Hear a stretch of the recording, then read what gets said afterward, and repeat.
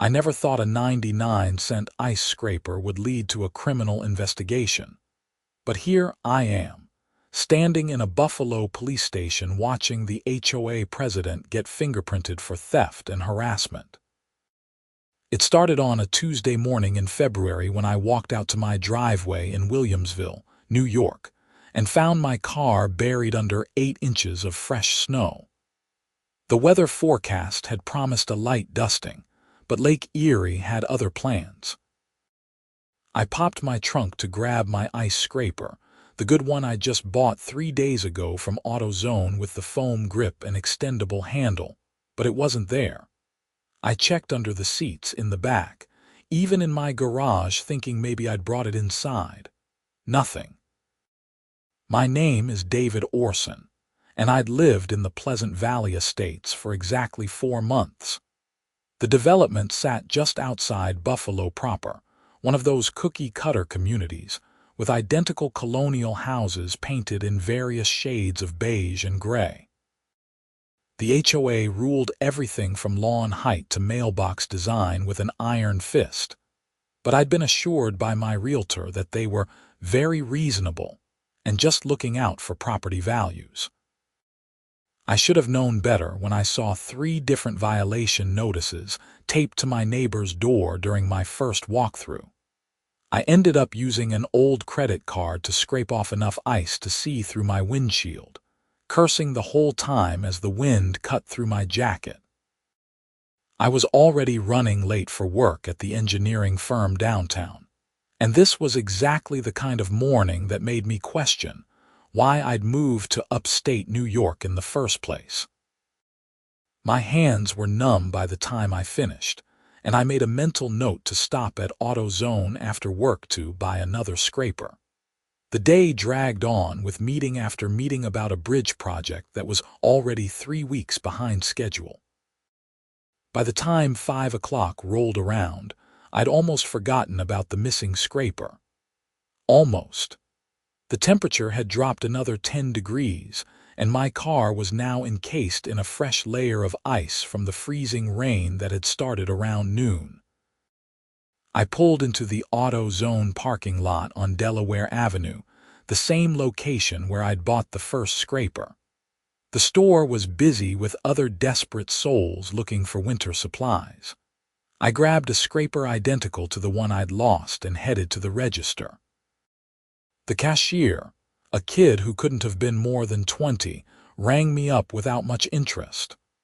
"That'll be 99 cents plus tax," he said. "Can I get a receipt?" I asked.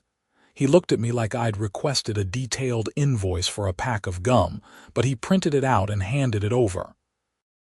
I stuffed it in my wallet and went outside to tackle the ice on my windshield. When I got home around 6:30, I noticed Brenda Patterson standing in her driveway 3 houses down. Brenda was the HOA president, a woman in her early 50s who wore her authority like a crown. She had that particular haircut that seemed to be standard issue for women in positions of minor power, the kind that screams, "I want to speak to the manager," before she even opens her mouth.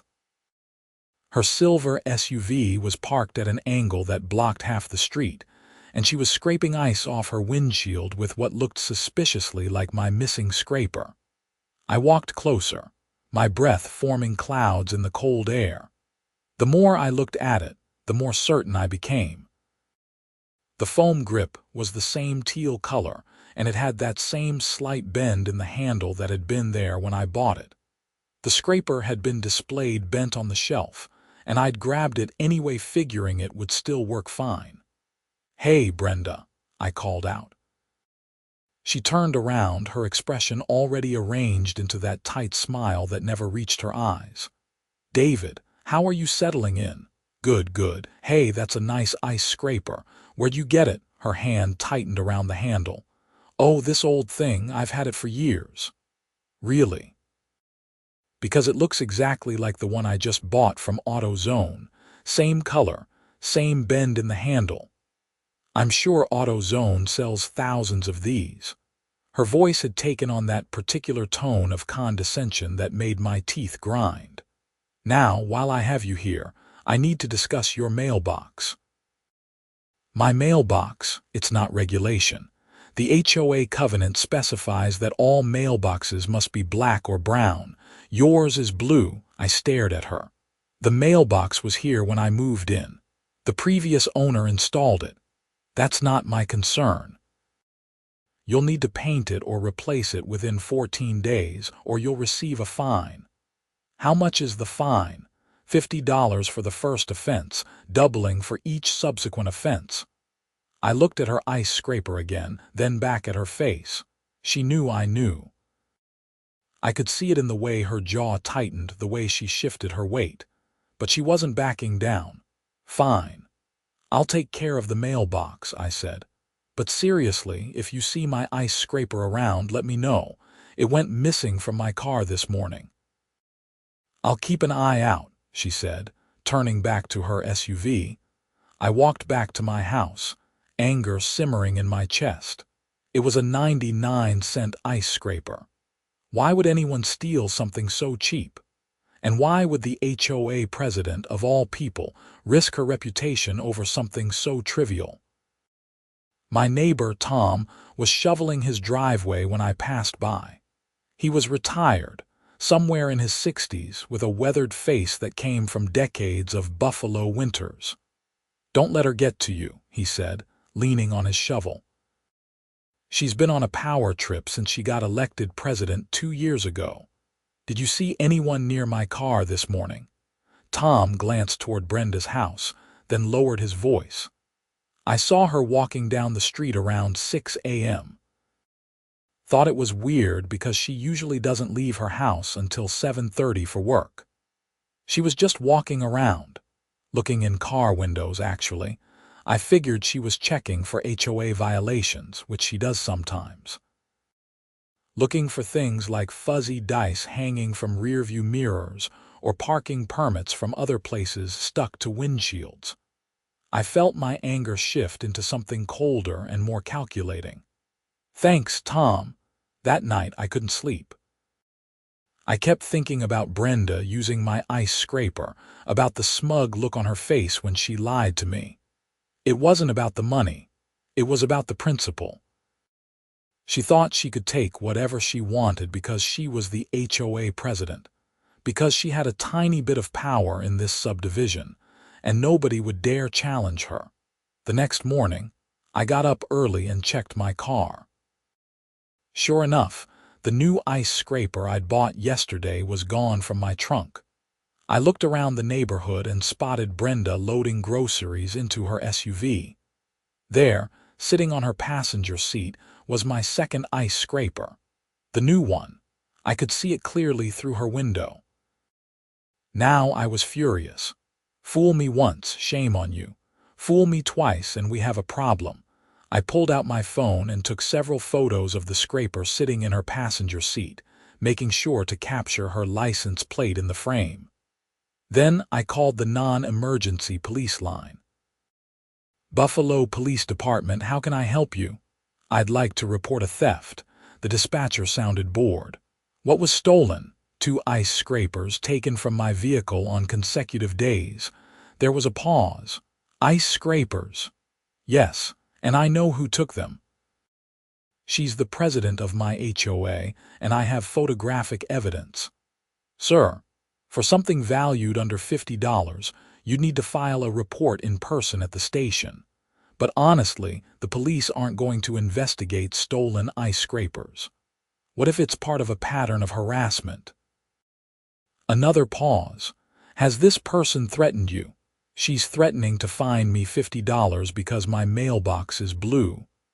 The dispatcher actually laughed, though she tried to cover it with a cough. "That's a civil matter with your HOA, sir. If you want to file a theft report, you can come down to the station on Delaware Avenue." I hung up, frustrated. She was right, of course. The police had real crimes to investigate. They weren't going to waste resources on missing ice scrapers. But I wasn't done. I drove to AutoZone again and bought a third ice scraper. This time, I also bought a small, battery-powered security camera designed for cars. It was $40, way more than I wanted to spend, but I was committed now. I installed it on my dashboard, angled to capture the view of anyone approaching my driver's side door or trunk. "Let's see you steal this one," I muttered. I went to work, sat through another tedious day of meetings, and came home to find a violation notice stuck to my front door. According to the notice, my trash cans were visible from the street, which violated Section 7.3 of the HOA covenant. The fine would be $25 if not corrected within 7 days. I looked at my trash cans, which were sitting exactly where they'd been since I moved in the same spot where every other house on the street kept their trash cans. I pulled out my phone and took photos of my neighbor's trash cans, all clearly visible from the street. Tom was walking his dog past my house. "Got a violation notice." "Yeah, for trash cans that are apparently visible from the street. Let me guess, $25 fine." "Yep. She's targeting you," Tom said, his dog sniffing around my mailbox. "She does this to people who stand up to her. Last year, she went after the Hendersons because they painted their house without pre-approval. Never mind that they painted it the exact same color it already was. She hit them with violations for everything from their doormat being too large to their garden gnome being non-conforming yard art. What happened to them? They moved, sold the house, and left rather than deal with her." "That's insane," Tom shrugged. "That's Pleasant Valley Estates. Most people just keep their heads down and follow her rules." I looked at the violation notice in my hand. I'm not most people. The next morning, I checked the camera footage on my phone. At 6:15 a.m., clear as day, Brenda Patterson walked up to my car, looked around to make sure nobody was watching, and opened my trunk. She reached in, grabbed my ice scraper, and walked away. I had her. I saved the video to 3 different locations, including cloud storage, and took screenshots of the clearest frames. Then I got ready for work, deliberately leaving my car unlocked and the scraper visible in the trunk. At the office, I spent my lunch break researching New York's theft laws. Petit larceny, which covered theft of property valued under $1,000, was a class, a misdemeanor punishable by up to 1 year in jail and a $1,000 fine. It seemed excessive for an ice scraper, but the law was the law. I also looked into HOA regulations. Turned out, HOA board members could be held personally liable for harassment and selective enforcement of rules. There were dozens of lawsuits filed every year by homeowners who'd been targeted by vindictive board members. When I got home that evening, my 3rd ice scraper was gone. I checked the camera footage, and once again, there was Brenda at 6:20 a.m., opening my trunk and taking the scraper 3 times. She'd stolen from me 3 times. I had 3 separate videos, all clearly showing her face, her clothing, and the act of theft. I burned all 3 videos to a USB drive and drove to the police station on Delaware Avenue. The building was older, brick and concrete, with that particular institutional smell of old coffee and floor cleaner. I waited in line behind a woman reporting a fender bender and a man trying to get a copy of a police report. When it was my turn, the officer at the desk looked up with tired eyes. "How can I help you?" "I'd like to file a theft report and present evidence of the crime." "What was stolen?" 3 ice scrapers, total value about $3, taken from my vehicle on 3 consecutive days by the same person. He picked up a pen. "Name, mine or the thief's?" "Yours first. David Orson." I spelled it out and gave him my address. "And the thief's name?" "Brenda Patterson. She lives at 847 Pleasant Valley Drive." "And you have evidence?" I held up the USB drive. 3 separate videos clearly showing her face and the act of theft. The officer's expression shifted from bored to interested. You have video of all 3 thefts? Yes, sir. Time stamped. High-definition video from a security camera I installed in my car after the second theft.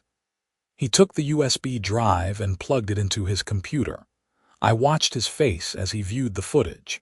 The first video showed Brenda looking around nervously before opening my trunk. The second video showed her moving faster, more confident. The third video captured her actually smiling as she took the scraper. "Why would she do this?" the officer asked. "She's my HOA president. I confronted her about stealing the first scraper, and I think she's been harassing me ever since. She's written me up for violations that she doesn't enforce against other homeowners." "Hang on." He called over another officer, a woman in her 40s with sergeant stripes. "You need to see this." The sergeant watched the videos, her expression growing more incredulous with each clip. "This is the clearest evidence I've seen in months. Most theft cases are he said, she said. This is just, she stole on camera. Can you do anything about it?" I asked. "Absolutely. This is petty larceny. The value is low, but 3 separate incidents show a pattern. Plus, the fact that she's targeting you as HOA president adds an element of harassment." The sergeant looked at the first officer. "Print out stills from each video and prepare a report. I'll take Mr. Orson's statement." For the next hour, I sat with Sergeant Morrison and told her everything. The missing scrapers, the confrontation, the violation notices that seemed targeted specifically at me, Tom's observation about Brenda walking around checking cars, and the fact that she'd stolen from me 3 times even after I'd confronted her about the first theft. "Has she made any threats?" Sergeant Morrison asked. "Just the HOA fines, but they're escalating. First it was the mailbox, then the trash cans. I'm waiting to see what she comes up with next." "Do you have documentation of the violations?" I showed her photos of the violation notices and the pictures I'd taken of my neighbors' houses showing identical mailboxes and trash can placements. "This is selective enforcement," she said. "Combined with the theft, we might be looking at harassment charges in addition to the larceny. I just want her to stop stealing my stuff and leave me alone." "I understand. We're going to pay Miss Patterson a visit this evening. Would you be willing to testify in court if this goes to trial?" "Absolutely." I gave my full statement, signed the paperwork, and went home feeling vindicated. The police were actually taking this seriously. It wasn't about the $3 in stolen scrapers anymore. It was about a pattern of abuse of power and targeted harassment. Around 8 p.m., I saw 2 police cars pull up to Brenda's house. I watched from my window as Sergeant Morrison and another officer knocked on her door. Brenda answered, still wearing her work clothes. Even from my house, I could see her face go pale when she saw the uniforms. They talked for about 10 minutes on her porch. At one point, Brenda pointed in my direction, her face red with anger. The sergeant shook her head and showed Brenda something on a tablet, probably the videos. Brenda's shoulders slumped. Tom appeared at my door. "What's happening?" "The police are talking to Brenda about the stolen ice scrapers." His eyes went wide. "You actually got the police involved?" "I had video evidence of all 3 thefts." "Good for you. Someone needed to stand up to her." He paused. "You know half the neighborhood is watching this, right?" I looked around and noticed several curtains moving in nearby windows. Of course they were watching. This was probably the most exciting thing that had happened in Pleasant Valley Estates in months. The police left without arresting Brenda, but Sergeant Morrison stopped by my house on her way out. "Miss Patterson admitted to taking the ice scrapers," she said. She claimed she thought they were community property left in unlocked vehicles. Community property? That's the dumbest excuse I've ever heard. That's what I told her. She's been charged with 3 counts of petty larceny. She'll receive a court summons in the next week. I also strongly suggested she stop issuing you HOA violations unless she could prove they were legitimate and equally enforced across the community. Thank you. One more thing. She had all 3 of your ice scrapers in her garage. She's returning them tomorrow, and I advised her to do it with a witness present and to apologize in writing. I don't want them back. She can keep them. Sergeant Morrison actually smiled. I understand the sentiment, but they're your property and evidence in the case. You'll need to take them back. After she left, my phone started ringing. It was an unknown number with a local area code. Hello, this is Deborah Chen. I'm on the HOA board with Brenda. I heard about what happened tonight. Word travels fast. We're a small community. Mr. Orson, I want to apologize on behalf of the board. We had no idea Brenda was targeting you or stealing from residents. Just from me, as far as I know. Still, it's unacceptable. The board is holding an emergency meeting tomorrow night to discuss her position as president. Would you be willing to attend and present your evidence? What time? 7 p.m. at the community center. I'll be there. I barely slept that night. Part of me felt guilty for getting the police involved over something so petty, but the rational part of my brain knew I'd done the right thing. Brenda had crossed a line, multiple lines actually, and she needed to be held accountable. The next morning, I found a plastic bag hanging from my mailbox. Inside were my 3 ice scrapers and a handwritten note. Mr. Orson, I apologize for the misunderstanding regarding the ice scrapers. I should have asked before borrowing them. I am returning all 3 in the condition I found them. Brenda Patterson. Borrowing. She called it borrowing. Not stealing from my locked car, not taking without permission, but borrowing. The note wasn't even a real apology. It was a legal maneuver designed to make her look reasonable in court. I photographed the note and the scrapers, then put them in my garage. I wasn't going to use them. They felt tainted now, contaminated by her entitlement and dishonesty. Work was impossible to focus on. I kept thinking about the HOA meeting that evening and what I would say. Around 2 p.m., my phone rang again. Mr. Orson, this is Valerie from AutoZone on Delaware Avenue. I'm the store manager. My stomach dropped. Yes. I had a woman come in today claiming you stole an ice scraper from her, and she wanted me to review our security footage to prove you didn't purchase it. She said she's your HOA president and she's investigating theft in the community. Are you serious? Dead serious. She described an ice scraper matching the ones we sell and insisted that you took it from her vehicle. She was quite aggressive about it. What did you tell her? I told her that without a police report, I can't release security footage to anyone. But between you and me, I pulled up your purchase history. You've bought 3 ice scrapers from this location in the past week, all paid for with your credit card. I have time-stamped receipts for all 3 transactions. Can you email me copies of those receipts? Already done. I sent them to the email on your rewards account. Mr. Orson, I don't know what's going on with your HOA, but this woman was way out of line. She threatened to report me to corporate for not cooperating with her investigation. I'm sorry she dragged you into this. Don't be. I've dealt with difficult customers before, but you should know she was asking about our return policy and whether someone could return an item without a receipt.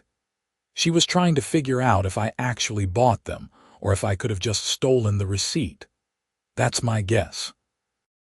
Anyway, I wanted to give you a heads up, and if you need me to testify or provide documentation for anything, I'm happy to help.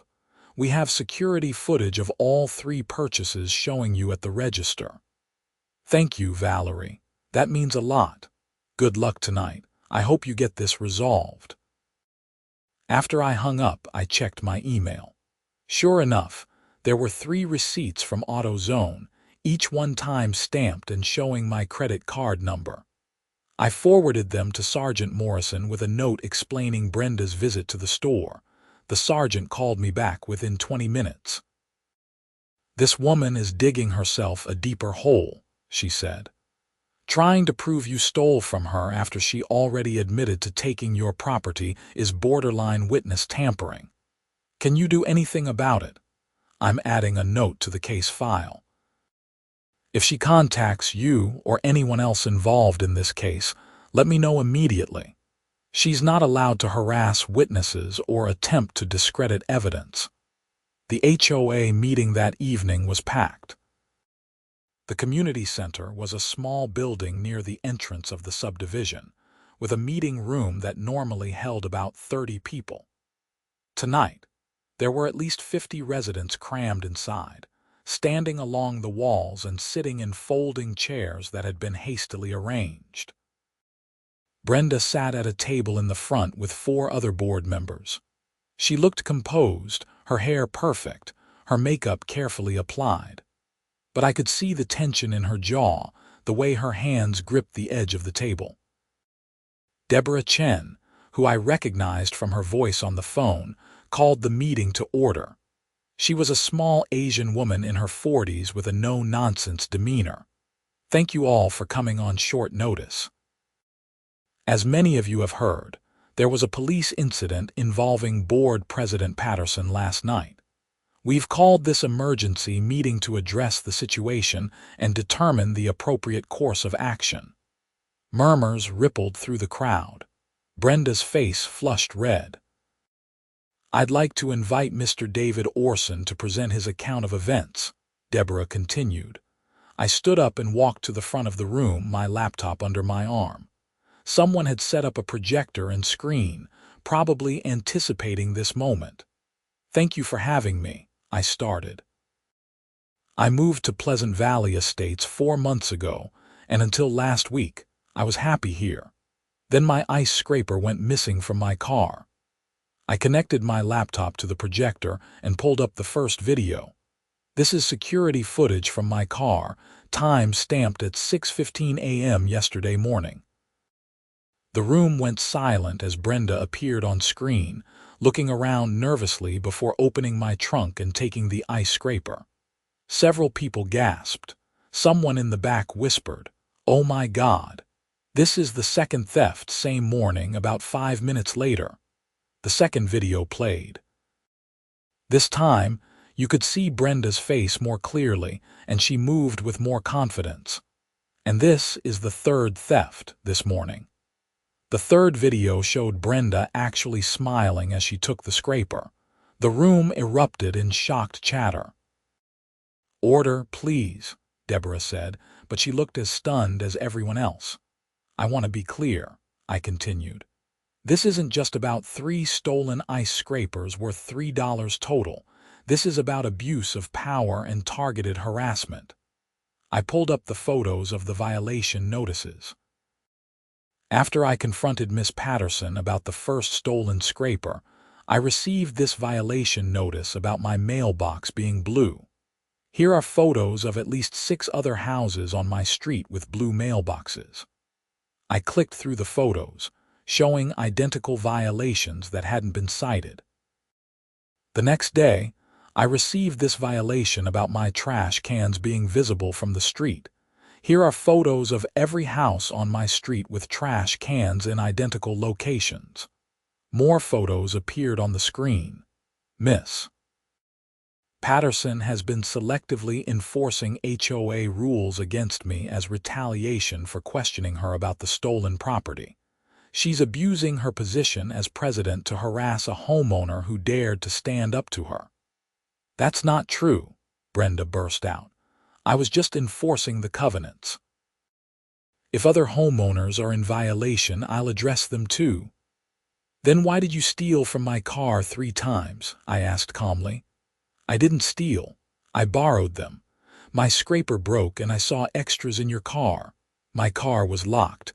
"No, it wasn't. I checked and it was unlocked." I pulled up another video, this one from earlier in the week. It clearly showed me locking my car with the key fob, the lights flashing to confirm the lock's engaged. This is from 2 days ago. My car is always locked. How did you open a locked vehicle, Miss Patterson? She went pale. I must have caught it when it was unlocked. 3 times. 3 mornings in a row, you just happened to find my car unlocked at 6 a.m. She had no answer. Tom stood up from his seat in the middle of the room. I saw her walking around checking cars that morning. I thought she was looking for HOA violations, but now I realized she was looking for things to take. Another voice piped up from the back. She took my snow shovel last winter. I thought I'd just misplaced it, but I saw it in her garage when I went to drop off HOA dues. A woman near the front raised her hand. She's been giving me violation notices for my rose bushes being too tall while the house next door has bushes twice the height. The meeting devolved into chaos as multiple residents stood up to share their experiences with Brenda's selective enforcement and suspicious behavior. Deborah banged a gavel, trying to restore order. Miss Patterson, do you have anything to say in your defense? Deborah asked. Brenda stood up, her face bright red. This is absurd. I've dedicated 2 years to this community, keeping our property values high and our neighborhood beautiful. So I borrowed a few ice scrapers without asking. That doesn't make me a criminal. Actually, it does, I said. You've been charged with 3 counts of petit larceny. You'll be receiving a court summons. The room gasped again. Furthermore, I continued, I spoke with the store manager at AutoZone today. She informed me that you visited the store and tried to access security footage to prove I didn't purchase the scrapers, claiming I stole them from you. That's attempted witness tampering and false accusation. I was investigating a potential theft, Brenda protested. You were trying to cover up your own crime by accusing the victim. I pulled up the email from Valerie and projected it on the screen. Here's the email from the store manager, confirming 3 separate purchases with time-stamped receipts and security footage of me at the register. Deborah looked at the other board members. I move that we vote immediately on removing Miss Patterson from her position as president, effective tonight. Seconded, said an older man I didn't recognize. All in favor, 4 hands went up. Only Brenda's remained down. The motion passes. Miss Patterson, you are removed as HOA president effective immediately. You will turn over all HOA documents, keys, and financial records within 24 hours. Brenda stood there, shaking with rage and humiliation. You can't do this to me. I'll sue the HOA. I'll sue all of you. You're welcome to try, Deborah said calmly. But I suggest you focus on your upcoming court date instead. This meeting is adjourned. People started filing out, many of them stopping to shake my hand or pat me on the shoulder. Tom gave me a bear hug. You did it, he said. You actually took her down. I just wanted my ice scraper back, I said, and we both laughed. As I packed up my laptop, I noticed Brenda standing alone by the table, her shoulders slumped. For a brief moment, I almost felt sorry for her. Then I remembered her smiling face in the video as she stole from me for the 3rd time, and the sympathy evaporated. The next few weeks were surprisingly quiet. Deborah took over as interim president and immediately rescinded my violation notices. She sent an email to all residents announcing a comprehensive review of HOA enforcement policies to ensure fair and equal treatment. Brenda's court date arrived on a cold Monday morning in March. I took the day off work and drove to the Buffalo City Court building downtown. The building was old and imposing, with metal detectors at the entrance and security guards who looked like they'd seen everything. I found the courtroom and took a seat in the gallery.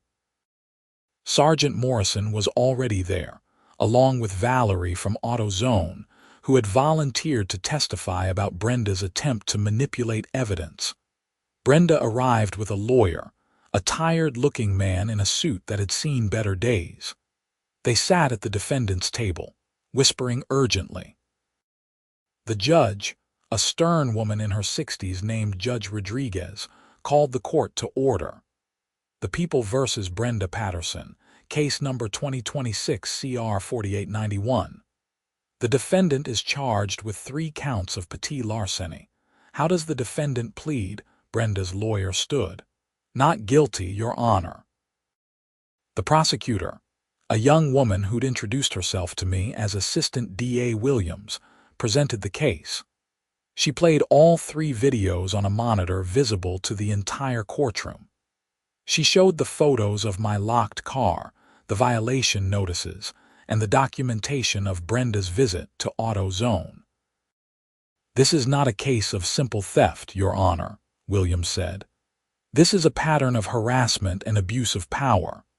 Miss Patterson, serving as HOA president, stole from a homeowner who challenged her authority. When confronted, she retaliated with baseless violation notices. When charged with theft, she attempted to discredit the victim by claiming he stole from her, going so far as to visit the store where he purchased the items to try to access security footage. Brenda's lawyer tried to downplay it. Your Honor, these are ice scrapers worth less than $3 total. My client made a mistake in judgment, but this hardly rises to the level of criminal behavior. It's not about the value, Judge Rodriguez said. It's about the intent and the pattern. Miss Patterson, why did you take items from Mr. Orson's vehicle on 3 separate occasions? Brenda stood up. Your Honor, I thought they were community property. Sometimes residents leave items out for others to use, in locked vehicles. I don't remember if the vehicle was locked. The security footage shows Mr. Orson locking his vehicle. How did you access it? Brenda's face went red. Maybe I caught it when he forgot to lock it. 3 times. At 6 a.m., when you had to be looking specifically for his car to even know the scrapers were there, she had no answer. Judge Rodriguez reviewed the videos again, paying particular attention to Brenda's face in each clip. What concerns me most, Miss Patterson, is the escalation. In the first video, you look nervous, guilty. By the 3rd video, you're smiling. This suggests you felt entitled to take his property, that you'd gotten away with it before and would get away with it again. Your Honor, I just needed an ice scraper. Mine had broken. Then you should have bought one, or asked to borrow one. Instead, you stole from a member of your community, then used your position as HOA president to retaliate when you were caught. That's an abuse of power that cannot be tolerated. The judge found Brenda guilty on all 3 counts of petit larceny. She was sentenced to 300 hours of community service, 3 years of probation, and ordered to pay restitution of $3 plus court costs. She was also permanently banned from serving on any HOA board in the state of New York. Miss Patterson, I want to be very clear, Judge Rodriguez said. If you violate the terms of your probation, if you have any contact with Mr. Orson beyond what is necessary for your shared residency in the same community, if you commit any further theft, no matter how small, you will serve 1 year in county jail. Do you understand? Yes, Your Honor, Brenda whispered. As we left the courtroom, Valerie from AutoZone caught up with me in the hallway. That was satisfying to watch, she said. Thanks for coming. You didn't have to do that, are you kidding?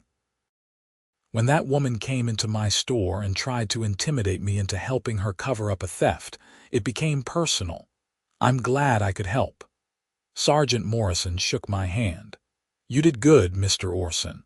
A lot of people would have just let it go, bought new scrapers and moved on. By standing up to her, you probably saved a lot of other homeowners from similar harassment. I just wanted my ice scraper back, I said for what felt like the 100th time, and everyone laughed. Life in Pleasant Valley Estates improved dramatically after Brenda's removal. Deborah proved to be a fair and reasonable president.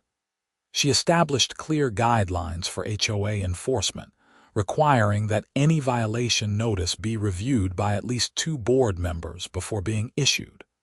She also implemented an appeals process for homeowners who felt they'd been unfairly cited. My blue mailbox was officially grandfathered in, along with several others in the community. The trash can violations were rescinded across the board, and Deborah even organized a community cleanup day where everyone worked together to improve the common areas. Tom became my closest friend in the neighborhood. We started having beers together on Friday evenings, swapping stories about our weeks and complaining about the Buffalo weather. I heard Brenda's trying to sell her house, Tom told me one evening in late April. The snow had finally melted, and we were sitting on my back deck enjoying the first warm weather of the season. Really? Yeah, I guess the shame was too much. Nobody in the neighborhood talks to her anymore. She comes home from work, goes straight inside, and doesn't come out except to get her mail. I almost feel bad for her. Don't. She brought this on herself. Tom took a sip of his beer. You know what the crazy thing is? If she'd just apologized after the first scraper, none of this would have happened. But she had to double down, then triple down. She let her ego destroy her life. Pride comes before the fall, I guess. Speaking of falls, how's work? Still dealing with that bridge project. We talked for another hour about nothing important, just enjoying the evening and the company. When Tom left, I sat alone on the deck watching the sun set over Pleasant Valley Estates. The houses glowed in the golden light, and I could hear children playing in nearby yards. 4 months ago, I'd almost regretted moving here. Now, I couldn't imagine living anywhere else. The ice scrapers sat in my garage, evidence of one of the strangest conflicts I'd ever experienced. Sometimes I'd walk past them and shake my head at the absurdity of it all. 3.99-cent scrapers had brought down an HOA president, exposed a pattern of abuse and harassment, and taught an entire community about accountability and fair treatment. In June, I got a letter from the court. Brenda had completed 50 hours of her community service and was complying with all terms of her probation. The letter included a formal apology, probably written by her lawyer, acknowledging her theft and harassment. It was stiff and impersonal, but it was something. I filed it away with the rest of the documents from the case. I wasn't sure why I was keeping everything.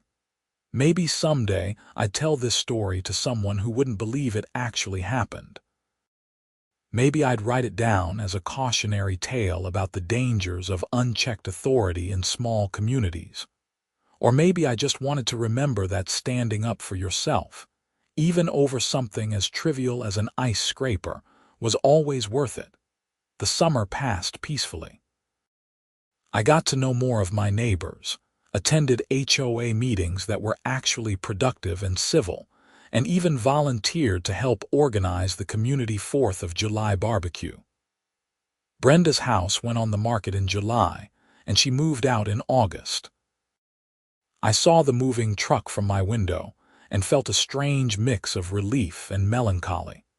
At the September HOA meeting, Deborah announced that she was running for president in the upcoming elections. She had done such a good job as interim president that she won unanimously. In her acceptance speech, she thanked me for exposing the problems in the community and helping create positive change. Sometimes it takes one person willing to stand up and say this isn't right to make a difference, she said, looking directly at me. David could have just bought new ice scrapers and let it go. Instead, he fought back against injustice, even when it seemed petty or trivial. That's the kind of community member we need more of. Everyone applauded, and I felt my face turn red. I'd never wanted to be a hero or a symbol of anything. I just wanted my stupid ice scraper back. But I understood what she meant. it wasn't really about the scraper. It was about refusing to be bullied, about holding people accountable regardless of their position or authority, about standing up for what was right even when it was uncomfortable or difficult. The winter came around again, and I bought a new ice scraper from AutoZone. Valerie rang me up personally, laughing about the irony. "Let me know if this one goes missing," she said. "If it does, I'll just buy another one. I don't think I can handle another court case." "Fair enough. Stay warm out there." I scraped the ice off my windshield that evening, thinking about how much had changed in a year. The scraper was just a tool, a piece of plastic and foam that let me see through my windshield. But it had become something more, a symbol of standing up to abuse, of refusing to be pushed around, of demanding accountability from those in power. As I drove home through the snowy streets of Buffalo, past the familiar houses of Pleasant Valley Estates, I felt grateful for the whole ridiculous experience. I'd made real friends, improved my community, and learned that even the smallest act of theft or injustice deserved to be challenged. My new ice scraper sat safely in my trunk, and I knew with absolute certainty that nobody would ever steal it. Not because I had cameras now, although I did, but because everyone in Pleasant Valley Estates knew what had happened to the last person who tried. The story spread beyond our community too. The local news picked it up in October, running a segment titled "HOA President Caught Stealing Ice Scrapers on Camera." It went viral on social media, with thousands of people sharing their own HOA horror stories in the comments. I got interview requests from news outlets across the country, all wanting to talk about the absurdity of the situation. I turned most of them down. I'd never wanted fame or attention. But I did agree to one interview with a local reporter named Michelle Warren, who was doing a series on HOA abuses in New York. "Your story really resonated with people," Michelle said as we sat in a coffee shop near my office. "Everyone has dealt with a petty authority figure at some point. But most people don't fight back." "I almost didn't," I admitted. "After the first scraper went missing, I just bought another one. It was easier than confronting her." "What changed?" "When she stole the second one, I realized it wasn't about the scraper. It was about control. She wanted to show me that she could take whatever she wanted, do whatever she wanted, and I couldn't stop her because she was the HOA president. And you proved her wrong." "I proved that nobody is above accountability. Not HOA presidents, not managers, not anyone. If you abuse your power, if you steal or harass or bully people, there are consequences." The article ran the following week with the headline "Ice Scraper Theft Exposes Deeper Problems in HOA Governance." Michelle had interviewed several experts on HOA law, and they all agreed that cases like mine were more common than people realized. HOA board members, drunk on their tiny bit of power, often crossed ethical and legal lines without facing any consequences, until someone fought back. I framed the article and hung it in my home office, right next to my engineering degree and a photo of the Pleasant Valley Estates community barbecue. It was a reminder that standing up for yourself mattered, that small acts of courage could create real change. Tom came over for our usual Friday beer, and he immediately noticed the framed article. "Look at you, famous neighborhood crusader," he teased. "Hardly. I just got lucky with the camera footage." "Luck had nothing to do with it. You stood your ground when most people would have rolled over. You spent money on cameras, you dealt with the police and the courts. You showed up to that HOA meeting in front of 50 people. That takes guts, or stubbornness. Same thing sometimes." We clinked our beer bottles together and sat on my deck, watching another Buffalo winter sunset paint the sky in shades of orange and pink. The houses of Pleasant Valley Estates looked peaceful and welcoming. A real community now instead of a dictatorship disguised as a homeowners association. "Did you ever figure out why she did it?" Tom asked. "I mean, really, why would someone risk everything over ice scrapers?" I'd thought about that question a lot over the past year. I think she'd been getting away with smaller abuses for so long that she stopped seeing them as wrong. Taking my scraper probably seemed like nothing compared to the violation notices and fines she'd been levying on people. It was just one more way to exert control. Power corrupts, and all that. Exactly. She forgot that being HOA president didn't make her special or above the law. It made her a volunteer administrator for a residential community. That's it. Well, Deborah seems to understand that. She's been great. She has. It's amazing what happens when someone actually tries to help instead of control. The conversation drifted to other topics. To Tom's upcoming vacation to Florida, to my sister's new baby, to the Bills' chances in the playoffs. Normal stuff. Boring stuff. The kind of conversations you have with friends when drama isn't consuming your life. I liked boring.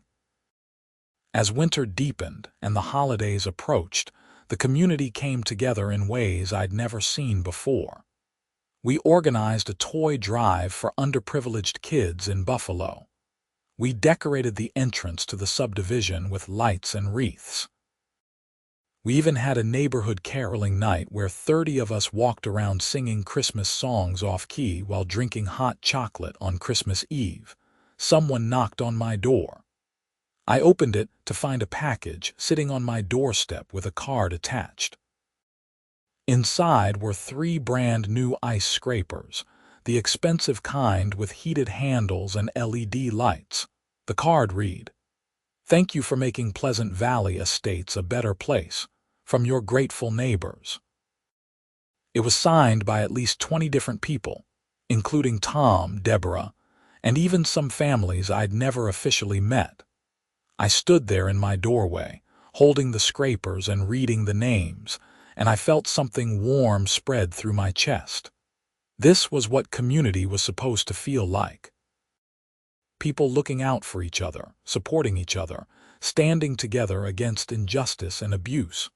All because of a 99-cent ice scraper. I never used the original 3 scrapers again. They stayed in my garage, gathering dust, a reminder of a strange chapter in my life.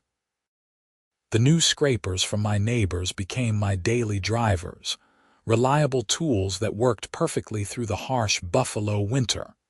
Every time I used them, I thought about the journey that had brought me here.